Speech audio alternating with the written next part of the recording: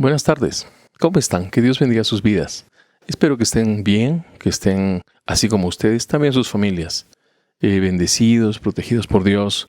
Si estamos vinculados en esta transmisión, es de entenderse que estamos buscando a Dios, que estamos buscando crecer en el conocimiento, crecer en una relación íntima con Él. Que así sea. Vamos a empezar nuestro tiempo de compartir la enseñanza el día de hoy. Padre precioso, queremos darte gracias por este día. Agradecemos el hecho de ser tus hijos. Agradecemos, Señor, el regalo que nos diste cuando tu palabra llegó a nosotros. Aun cuando es verdad que a este continente la palabra llegó de una manera complicada. Sin embargo, gracias a muchas personas a quienes tú enviaste, la enseñanza de la palabra, limpia, correcta, la sana doctrina, llegó a nosotros. Y nos permite hoy estar en condiciones no solo de hijos tuyos, sino también de representantes tuyos ante la humanidad. Todos nosotros, tus hijos, cada uno es un representante tuyo. Por tanto, te pedimos que nos sostengas, que nos enseñes, que nos instruyas, que nos impulses a hacer cada uno de tus encargos y de ellos una realidad. Te damos gracias una vez más, en el poderoso nombre de Jesús. Amén. Pues la enseñanza para el día de hoy la he titulado, primero en forma de pregunta, ¿cristiano? Y luego como una respuesta, no, gracias. O sea, ¿cristiano? No, gracias.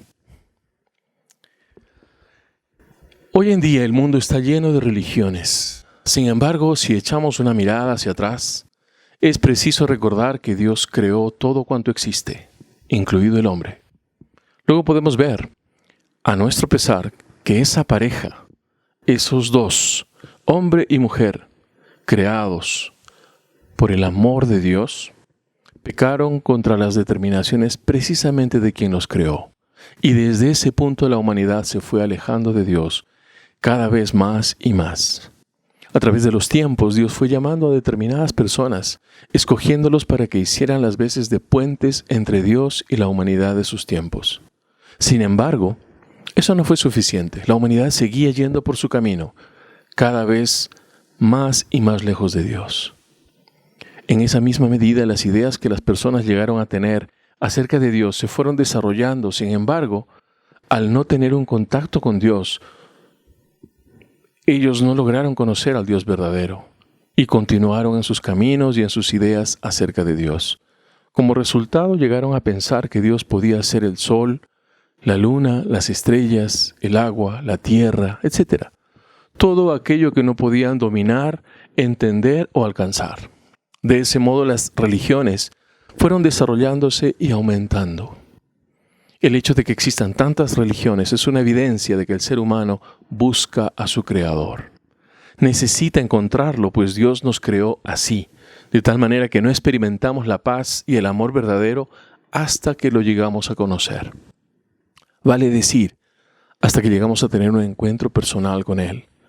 Esto es lo que hace que lo busquemos incesantemente. Los que conocemos algo acerca de las Escrituras, los que hemos tenido la hermosa oportunidad de tener un encuentro personal con Dios, sabemos que existe el bien y el mal, la luz y la oscuridad. En este caso, Dios es luz, su naturaleza es buena y todo lo que hace es bueno para todos y en particular para nosotros sus hijos. Sin embargo, la oscuridad, que es lo opuesto, es representada por el enemigo de Dios, al que la Biblia le llama Satanás, quien fuera un ángel de Dios, pero que en un momento pensó que podía llegar a ser igual a Dios y pecó contra él, razón por la cual fue echado de la presencia de Dios y que un día será destruido por completo. La humanidad se fue alejando de Dios. La maldad fue de tal manera creciente que Dios decidió raer la tierra y empezar de nuevo con base en la familia de un hombre, Noé. Avanzando el tiempo, la maldad continuó estando presente en la humanidad. Luego Dios determinó empezar un pueblo para Él. Lo hizo usando a Abraham, al que convirtió en el patriarca, y luego de él, con toda su descendencia, continuó edificando un pueblo especial para Él. Dios supo desde siempre que que la maldad de la raza humana continuaría. Por eso Él determinó que la única forma en que las personas podrían ser perdonadas de sus pecados y que pudieran ser limpiados de toda maldad sería mediante la muerte sustitutoria, es decir, en reemplazo de aquel hombre perfecto a quien se le llamaría el Cordero de Dios. Su muerte constituiría el sacrificio perfecto, completo, y todo en beneficio de la humanidad. Cristo Jesús fue ese Cordero de Dios, nada menos que una de las 3 personas que componen la divinidad, tomando forma corporal, haciéndose hombre y viniendo a morir por los pecados que cada hombre y cada mujer hubieran cometido. Es así que en un instante se hizo culpable de tus pecados, de los míos y de los de todos. Sus enseñanzas expresadas en palabras mediante acciones marcaron el camino para los que un día reconocimos su obra en nuestro favor, creímos en su nombre y luego procedimos a hacerle nuestro Señor y nuestro Salvador. Ese es el punto de partida para la Iglesia de Cristo, la Iglesia universal, la cual se ha desarrollado en todo el planeta a través de iglesias locales, todos basados en la enseñanza de la Biblia, la palabra de Dios. Un verdadero cristiano debe seguir el modelo, esto es, el ejemplo de Cristo Jesús, y como lógica consecuencia debe vivir como nuestro Señor Jesús vivió. Todo cristiano debe ser amoroso, pacífico, perdonador, misericordioso. Aquellos quienes decidimos obedecer las palabras de Jesús, sus enseñanzas y sus mandatos, debemos estar dispuestos a sacrificarnos a nosotros mismos, viviendo una vida sencilla, marcados por la humildad, la bondad, la generosidad y el servicio a los demás. Ahora bien, se supone que los cristianos debemos vivir vidas como acabamos de describir. Y el sentido común nos dice que no debemos rechazar a quien nos hace bien. En general, como cosa general, el sentido común indica que si alguien me hace bien, no debería rechazarlo. Si algo es bueno para mí, no debería rechazarlo. Esto es solo cosa de sentido común. Sin embargo, surge la gran pregunta: ¿por qué el mundo odia a la verdadera Iglesia de Cristo? Y se supone que está compuesta de gente buena, gente bondadosa, generosa, servicial, que busca ayudar y bendecir a las personas. Tenemos un primer texto que quiero compartir en este punto. Y este se encuentra en el Evangelio de Juan, capítulo 15, versos del 18 al 20. Evangelio de Juan, capítulo 15, versos del 18 al 20. Dice lo siguiente: si el mundo los odia, recuerden que a mí me odió primero. Si pertenecieran al mundo, el mundo los amaría como a uno de los suyos. Pero ustedes ya no forman parte del mundo. Yo los elegí para que salieran del mundo, por eso el mundo los odia. ¿Recuerdan lo que les dije? El esclavo no es superior a su amo. Ya que me persiguieron a mí, también a ustedes los perseguirán. Y si me hubieran escuchado a mí, también los escucharían a ustedes. Estas son palabras del Señor Jesús. Ahora, ¿por qué sucede esto? La iglesia, cada ministro, cada creyente en ella es odiado a causa de una misión, a causa de la misión que ha sido concedida. Nuestra misión encomendada por nuestro Señor y Salvador Jesucristo es mucho más que decirle a la gente: Jesús te ama. Es mucho más que decirle: sonríe, Cristo te ama. Es mucho más que tratar de ser condescendientes y vivir en paz con la gente diciendo: bueno, cada quien hace lo que le parece.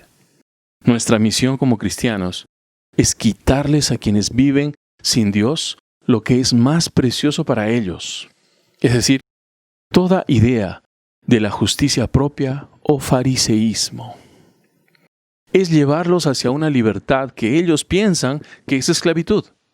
Es separarlos de sus pecados, de esos que practican. Es llevarlos hacia una bendición que normalmente ven como aburrimiento y tristeza. No sé si les ha pasado, pero me ha pasado a mí muchas veces. Personas que conozco, amigos, familiares, casi siempre han terminado preguntándome: oye, ¿y vivir así la vida cristiana no es aburrido? Esto les suele parecer. Y entonces necesitamos decir algo acerca del que no conoce a Dios. La cosa más preciosa para una persona que vive sin conocer al Dios verdadero, porque podrían tener creencias ancestrales, podrán creer en cualquier cosa. Pero la cosa más preciosa para estos que no conocen al Dios verdadero es su propia justificación. A ver, piénsalo. Él o ella ha pasado toda su vida tomando una buena opinión de sí mismo. Él ha hecho un ídolo de sus buenas obras, se jacta de que es muy bueno de corazón, bondadoso con los demás, sin embargo ha construido su propia torre de Babel. Es decir, un monumento a su intelecto, a su sabiduría, a su bondad, a sus deseos de grandeza.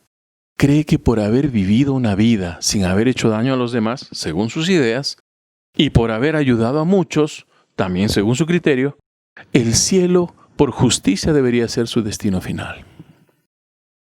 Esta persona ha vivido sin someterse a Dios, callando su conciencia.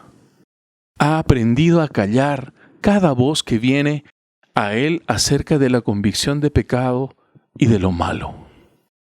O sea que si hubiera hecho algo malo y en su conciencia siente una voz que le dice que hizo mal, calla esa voz y continúa con sus ideas. Según sus ideas, según su criterio, continúa en la vida, más allá, adelante, sin hacerse ningún tipo de problema con esto. Es más, disfruta una paz falsa y está tan engañado que realmente piensa que cuenta con el favor de Dios. Ahora, justo cuando esta persona ha logrado callar la voz de su conciencia, tú o yo o algún otro cristiano se acerca, le habla y la verdad que trae sacude su conciencia muerta. Porque la verdad que vamos a llevar es, te digo la verdad, a menos que nazcas de nuevo, no puedes ver el reino de Dios. Texto que está citado en Juan 3:3. De pronto, representas una amenaza en la mente de esa persona. Es como si fueras quien lo quiere privar de su seguridad, de que todo está bien en su vida y en su alma. Todo este tiempo pensó que estaba bien, pero ahora le estás diciendo, o bueno, tú, yo o algún otro creyente, se le está diciendo que todas sus buenas obras son como trapos sucios delante de Dios. Lo cual está citado en Isaías capítulo 64, verso 6, en la primera parte, que dice, estamos todos infectados por el pecado y somos impuros. Cuando mostramos nuestros actos de justicia, no son más que trapos sucios. Te lo digo, esta persona no te va a ver como alguien que trae buenas noticias. A sus ojos, solo serás o seremos atormentadores, alarmistas, quien viene a inquietar su descanso, su tranquilidad. Muchos predicadores presentan enseñanzas solo motivacionales, suaves, que no llevan a quien las oye a considerar su pecado como lo malo que la palabra dice que es. Y esto es porque no se animan a ser sometidos al juicio de las personas y de otros predicadores, por causa de predicar la verdad que se encuentra en la palabra de Dios. La verdad que está en la palabra de Dios nos confronta y no admite que alguien diga que vive en la luz de Cristo cuando su vida práctica evidencia que vive practicando el pecado. Humanamente no es fácil someterse al escrutinio de los demás. Nadie quiere exponerse a que hablen de uno. Nadie quiere ser observado, nadie quiere ser juzgado. Pues el atreverse a hacerlo implica que seamos observados en todo lo que decimos y hacemos, en el cumplimiento práctico de lo que predicamos, precisamente. El Evangelio de Juan, en el capítulo 6, versos 60 y 66, nos va a decir lo siguiente. Muchos de sus discípulos decían, esto es muy difícil de entender. ¿Cómo puede alguien aceptarlo? En realidad, en versiones como la Reina Valera, va a decir, dura palabra es esta. ¿Quién podrá soportarla? Y esto es verdad, es una cosa complicada. El verso 66 va a decir, a partir de ese momento, muchos de sus discípulos se apartaron de él y lo abandonaron. O sea, este episodio del abandono del maestro, el abandono que hicieron de Jesús, empezó cuando muchos escuchaban sus palabras y sus enseñanzas y decían, esto es difícil de comprender, esto es demasiado fuerte. ¿Quién puede comprender esto? ¿Quién puede vivir así? Muchos de sus discípulos decían, esto es muy difícil de entender. ¿Cómo puede alguien aceptarlo? A partir de ese momento, dice el verso 66, muchos de sus discípulos se apartaron de él y lo abandonaron. Quiero mencionar a Saulo de Tarso, porque él es un ejemplo en este sentido. Él fue un hombre religioso, endurecidamente religioso. Un fariseo entre los fariseos, una figura recta en una sociedad altamente religiosa. No digo una sociedad altamente espiritual, digo una sociedad altamente religiosa. Saulo lo tenía todo. Sin embargo, nuestro Señor Jesús no fue hacia Saulo a preguntarle acerca del color del tapiz de los asientos que se deberían usar en la sinagoga.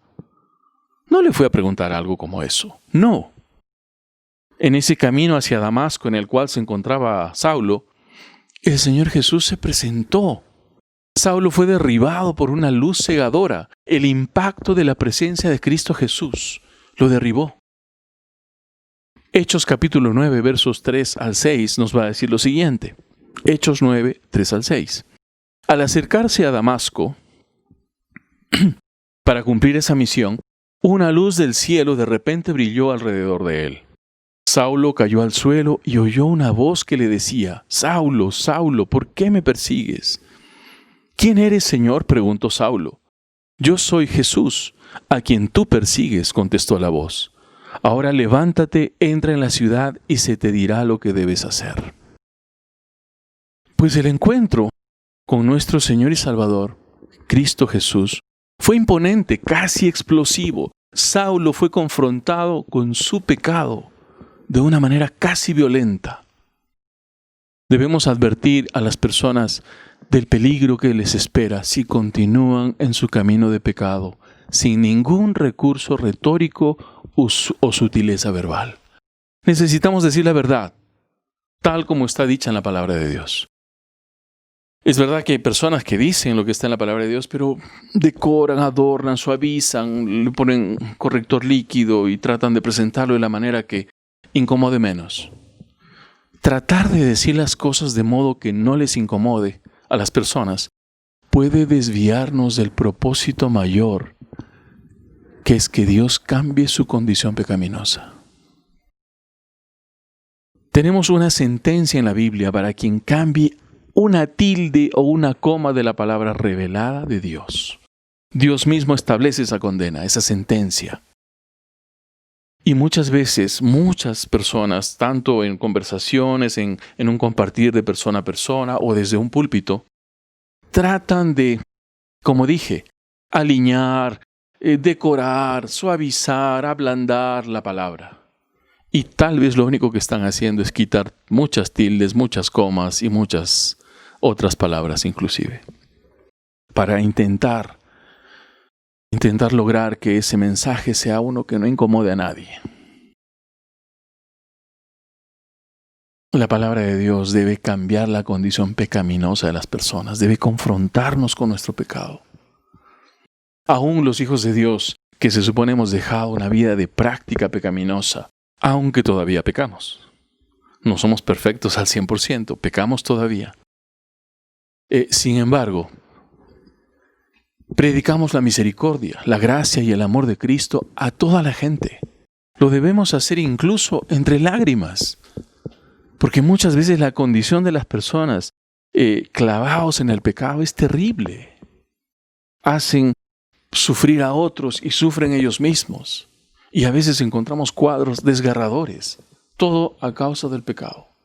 No me van a decir si no es un cuadro desgarrador ver, por ejemplo, un hogar sumido en la desgracia por causa de un padre alcohólico, de un padre o de una madre drogadictos. No me van a decir que no es un cuadro desgarrador si encontramos una familia sumida en el dolor cuando el padre y la madre han desaparecido y los niños menores no saben ni qué comer. Y podría sugerir una serie de cuadros que yo estoy seguro que tanto ustedes como yo conocemos. Pero necesitamos predicar acerca de la gracia y del amor de Cristo para todas las personas. Lo debemos hacer incluso entre lágrimas, pero lo único que realmente va a perforar esos muros levantados por personas endurecidas por el pecado es una explosión de la presencia de Jesús. Juan en el capítulo 15 y versículo 19 nos va a decir lo siguiente. Si pertenecieran al mundo, el mundo los amaría como a uno de los suyos. Pero ustedes ya no forman parte de este mundo, parte del mundo. Yo los elegí para que salieran del mundo, por eso el mundo los odia. Si eres un creyente fiel, si eres uno que realmente camina como Dios busca y desea, te aseguro que el mundo no le has caído bien al mundo. La gente que está involucrada en los pecados, la gente que está involucrada en toda maldad, te debe andar mirando, pero con el rabillo del ojo. Eso suele pasarnos. Cuando fuimos salvos por la misericordia de Dios, salimos del mundo. De ese modo aceptamos esa misión que nos da Dios al buscar que otros también salgan del mundo. O sea que no nos conformamos con haber sido liberados nosotros. También queremos que los que están esclavizados y subyugados salgan de ese mundo y sean liberados. El mundo nos rechaza porque Dios nos llamó a salir de en medio de ellos, para que dejemos la práctica del pecado. Luego ellos nos ven como si al alejarnos y dejar de vivir como vivíamos antes, nos creyéramos mejores que ellos. No sé si alguien ha tenido esa actitud de creerse mejor que los que están en el pecado. Si eso pasó, no está bien. Debemos recordar siempre que estuvimos metidos en ese fango. Y no podemos olvidar, fuimos beneficiarios de la gracia de Dios. No porque hubiera merecimiento en nosotros, solo porque Él se compadeció de nosotros. Probablemente escuchó de nuestras bocas, de nuestras mentes, un clamor y una súplica.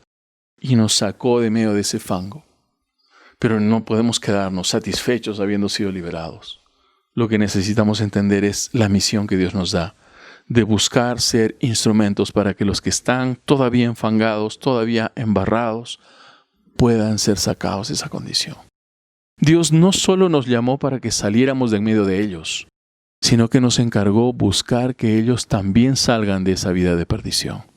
Es importante que comprendamos que debemos salir de entre ellos. Solo así podremos vivir como Dios desea. Pero si hiciéramos caso a lo que el enemigo de Dios busca, entonces eso nos llevaría a quedarnos viviendo entre ellos, pensando que mientras que seamos cristianos, no hay problema de estar tan cerca de quienes viven en abierta práctica de pecado. Diríamos, yo tengo mi relación con... Algunos van a decir eso. Yo tengo mi relación con Dios, soy hijo de Dios, bueno, no me meto con ellos, no hay problema. Yo estoy aquí, pero tan cerquita de ellos. Ellos pueden ser parientes, pueden ser amigos, compañeros de estudios, de trabajo. Lo malo es que por estar tan cerca, tarde o temprano, si hay un descuido espiritual en la vida del creyente, esas prácticas que abandonamos antes nos terminarían pareciendo apetecibles otra vez. Terminaríamos volviendo a ese mundo perdido del que salimos. El mundo del que habla Cristo Jesús no solo es una lista de prácticas pecaminosas que ofenden a Dios y que llevan hacia la perdición a quienes viven de esa manera. Sobre todo es la poca disposición que muestran la gran mayoría de las personas a rendirse al señorío de Dios, de Cristo Jesús. En resumen, mundanalidad es cualquier intento de mezclar a Cristo con la voluntad propia. Es cualquier intento de las personas de hacer una mezcla entre lo espiritual y lo que son mis ideas. A mí me parece tal cosa, a mí me parece que puedo hacer así, me parece que mi relación con Dios debe ser de esta manera y de esta otra, me parece, pienso, ahí está el problema. Cuando nos rendimos al señorío de Cristo, nos acercamos a Jesús y luego somos dirigidos por el Espíritu Santo, paso a paso. Esto en un caminar de pureza, de rectitud, un caminar que agrada a Dios y que lo honra. Esta es la idea para el creyente. Tengo un texto muy importante en este punto. Y este está tomado del Evangelio de Juan, capítulo 16, versos del 12 al 15. Repito, Evangelio de Juan, capítulo 16, versos del 12 al 15. Dice lo siguiente: Me queda aún mucho más que quisiera decirles, pero en este momento no pueden soportarlo. Cuando venga el Espíritu de verdad, Él los guiará a toda la verdad. Él no hablará por su propia cuenta, sino que les dirá lo que ha oído y les contará lo que sucederá en el futuro. Me glorificará porque les contará todo lo que reciba de mí. Todo lo que pertenece al Padre es mío. Por eso dije, el Espíritu les dirá todo lo que reciba de mí. En este punto, algo fundamental. Nadie puede entrar bajo la autoridad y el señorío de Cristo Jesús a menos que enfrente todas las demandas de la cruz. La gente que vive lejos de Dios vive como le place, bajo ninguna autoridad espiritual, salvo la que ellos quieren determinar, la que les parece. Muchos van a ir a un chamán, a un vidente de coca, van a ir a un sacerdote, van a ir a donde ellos quieran, a donde les parezca. Porque es como determinan sus cosas. Sin embargo, viven en verdad vacíos y desilusionados, enfermos de perseguir los placeres que nunca satisfacen. Simplemente tenemos que decirle al inconverso que su voluntad propia, su confianza en sí mismo y que su terca lucha por haberlo hecho todo a su manera, solo lo va a destruir. Finalmente, le traerá el castigo eterno. Tenemos que hablarles. Y tenemos que hablarles a las personas cara a cara.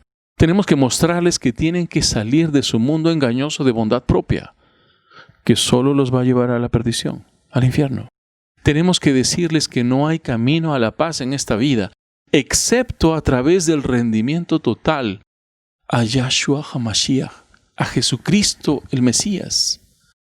Como representantes de nuestro Señor y Dios aquí entre las personas, todos los hijos de Dios, todo creyente de toda edad, hombres, mujeres, niños, ancianos, todos estamos llamados a decir la verdad, por más incómoda que pueda parecerles a algunos. Y una de las implicancias de vivir para Dios es que seremos rechazados y aún odiados por muchos a causa de nuestra fe en Cristo Jesús, a causa de haber tomado esa comisión, ese encargo de nuestro Señor. No lo podemos evitar. Es el costo, es el precio. Juan en el capítulo 7, versos del 1 al 7, nos dirá lo siguiente.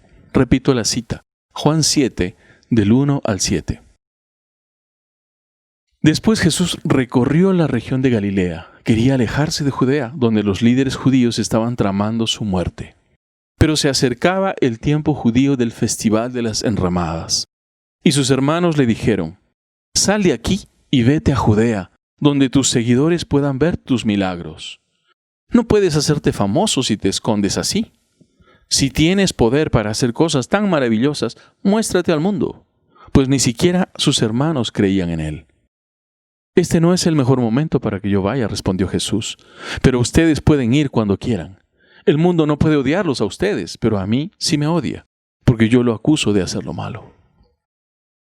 Hay varias cosas en este pasaje. Una de ellas, particularmente interesante, es que es una conversación entre el Señor Jesús y sus hermanos menores. Yo sé que muchos van a escandalizarse, y se escandalizan cuando hablamos de esto, pero está en la palabra de Dios. Tomen sus Biblias y busquen. El Señor Jesús tenía hermanos menores. ¿Cómo podría no haberlos tenido si el matrimonio de su papá de crianza y de su mamá fue un matrimonio bendecido por Dios? Y uno de los rasgos de la bendición de Dios a un matrimonio es bendecirlos con hijos. Pues ellos eran obviamente menores que el Señor Jesús. Y esta conversación es una donde se hace evidente que sus hermanos no creían en Él. No lo veían como quien era. Lo veían con ojos estrictamente humanos. Es a causa de esto también que el Señor Jesús en otro pasaje va a decir, no hay profeta en su tierra. El asunto es que sus hermanos, verso 3, le dijeron, sal de aquí, vete a Judea, donde tus seguidores puedan ver tus milagros. Tus seguidores, ellos no eran sus seguidores, no estaban ahí. Donde tus seguidores puedan ver tus milagros. Luego todavía añaden y dicen, no puedes hacerte famoso si te escondes así. Si tienes poder, condicional, si tienes poder para hacer cosas tan maravillosas, muéstrate al mundo. Pues ni siquiera, el verso 5 dice, pues ni siquiera sus hermanos creían en él. Bueno, luego de haber visto estos dos versos anteriores, es evidente que no creían en él. Lo veían como su hermano, pero no pensaban que pudiera ser el Mesías prometido. Verso 6 dice, no es el mejor momento para que yo vaya, respondió Jesús. Pero ustedes pueden ir cuando quieran. Verso 7 es de capital importancia. El mundo no puede odiarlos a ustedes, pero a mí sí me odia porque yo lo acuso de hacer lo malo. Qué terrible que Dios diga algo así de alguien. O sea, el mundo no puede odiarte. Que Dios le diga eso a una persona. Terrible, porque le está diciendo, el mundo no tiene causa por la cual odiarte, porque tú eres igual que ellos, haces lo mismo, piensas igual, eres uno de ellos. Y claro, esto se los tuvo que decir a sus hermanos. Es verdaderamente terrible que Dios diga algo así de alguien. Significa que el tipo de vida que esa persona eligió está muy cerca de las penumbras y de la oscuridad donde Dios no habita, donde ningún hijo de Dios debe vivir. Alguien que es luz no puede vivir cerca de los que aman vivir en la oscuridad.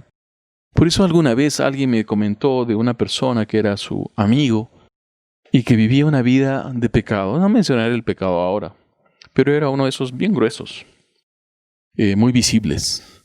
Y entonces me dijo, yo tengo un amigo que es así.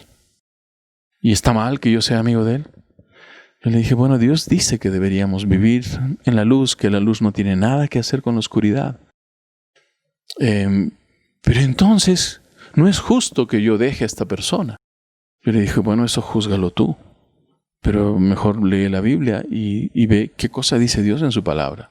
Lo que tendrías que hacer es caminar alejándote de esa vida de pecado, de esa persona que vive de esa manera en pecado, y que más bien puedas predicarle, puedas instarlo, puedas animarlo, puedas contarle lo que Dios dice. Pero en verdad hemos sido llamados a vivir alejados de la oscuridad, alejados de toda penumbra, en la luz. Tanto que Dios dice que somos luz. Y luego va a decir qué parte tiene la luz con la oscuridad. No es porque nos creamos más. Eso quisiera dejarlo muy, muy claramente determinado. No es porque nos creemos más. Es porque uno que nos vio, nos amó y nos sacó de donde estábamos y nos puso en otro lugar, su familia. Y luego nos dijo, vive bien, vive feliz, apártate del mal. ¿Y entonces qué hacemos? ¿Nos creemos más que los demás? No. Debemos ser conscientes de dónde fuimos sacados. Y todavía debemos ser conscientes qué inclinación tenemos al mal. Porque la inclinación a la maldad continúa en nosotros. Solo tenemos que descuidarnos un poquito espiritualmente. Y veremos cómo esa maldad que hay adentro se levanta otra vez. Y nos aplasta. Mejor ni intentar experimentar eso. Alguien que es luz no puede vivir cerca de los que aman vivir en la oscuridad. Alguien que es de Dios no puede vivir cerca ni junto a aquellos que se jactan de negar a Dios, de rechazar a Dios, de burlarse de Dios. ¿Cómo podríamos? Pues quienes están en la oscuridad buscarán hacer lo suficiente para que los que amamos la luz, o sea, a Dios, podamos también amar las tinieblas. Y nos van a decir, no hay problema, no hay ningún problema con esto, está todo bien. No, no está todo bien, está todo mal. La actitud de quien vive en la oscuridad respecto de los hijos de Dios será siempre de rechazo. Entonces, ante la sola idea de tratar con un cristiano, no lo pensarán mucho y dirán, ¿cristiano? No, gracias. si llegamos a ser odiados, que sea por causa de nuestra fe en Cristo Jesús, por nuestra obediencia completa a su palabra. No sea que alguien que dice ser cristiano termine siendo odiado por causa de que vive en desorden, de que no paga sus deudas, porque hace gala de una vida espiritual que en la práctica no tiene, porque no cumple con sus compromisos, porque tal vez avala la corrupción o el mal proceder de otros, etcétera, etcétera. Si esto pasa, si uno que dice que es cristiano es rechazado por estas cosas y por otras más, todas malas, entonces no hay ningún mérito, no hay ningún honor, no hay ninguna dignidad, no hay ninguna causa de alegría. Porque el ser rechazados por los que viven en la oscuridad, cuando un creyente es rechazado porque vive bien su fe, porque vive agradando a Dios, y los demás que están en el entorno, en la oscuridad, nos rechazan, bienvenido el rechazo, porque es nuestro Señor el que va a obrar en nuestro favor. Pero si el rechazo es por lo malo, si es porque no hacemos bien, porque no vivimos bien, porque nuestra conducta es inadecuada, porque nuestra prédica va en un sentido y nuestra práctica va en otro, porque somos hallados como mentirosos, como estafadores, como todo lo malo, entonces qué horrible y qué triste. Recordemos que Dios mismo vive dentro de nosotros, en la persona del Espíritu Santo, y que debemos vivir honrando y glorificando a nuestro Señor y Dios cada día. Esto es a lo que Dios nos ha llamado, a vivir de tal manera que cada palabra nuestra, que cada acción nuestra y aún cada pensamiento que Dios lo ve, las personas no, pero Dios lo ve, lo honren y lo glorifiquen en todo momento. Por eso es importante recordar esa canción, no la voy a cantar ahora, pero esa canción de niños que dice: cuidado tus ojitos lo que miran, cuidado tus manitos lo que tocan, cuidado tus piecitos donde te llevan, y etcétera, etcétera. Es una canción muy graciosa, muy sencilla, se les enseña a los niños en lo que nosotros tenemos y que es lo que llamamos escuela dominical, que es el ámbito donde se les enseña a los niños las verdades de Dios, solo que presentadas como para que un niño lo entienda. Y entonces esta es una canción casi siempre obligada, porque nos hace recordar y les enseña a los niños a que sean cuidadosos en su vida, a que busquen vivir en santidad.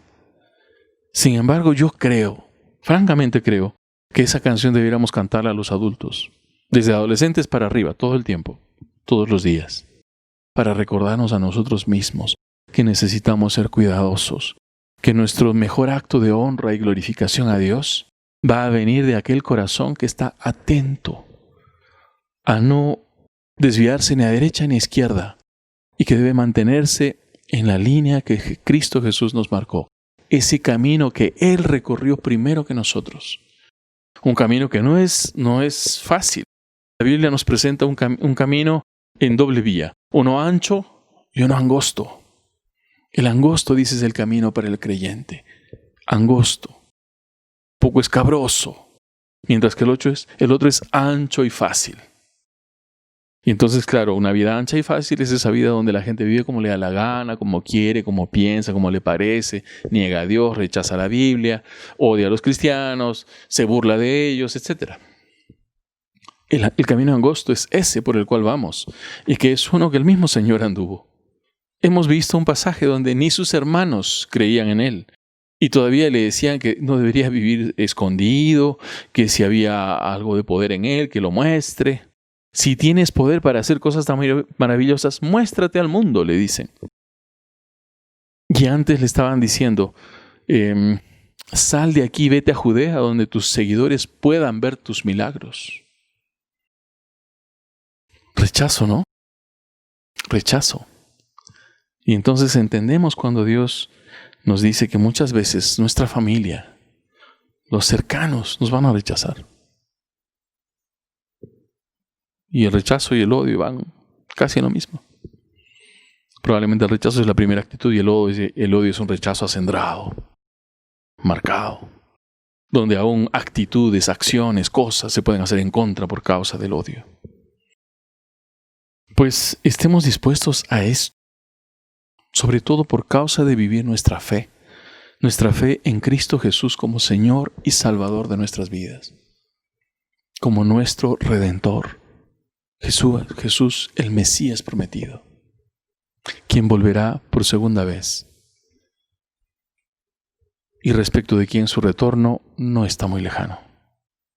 Ánimo, ánimo.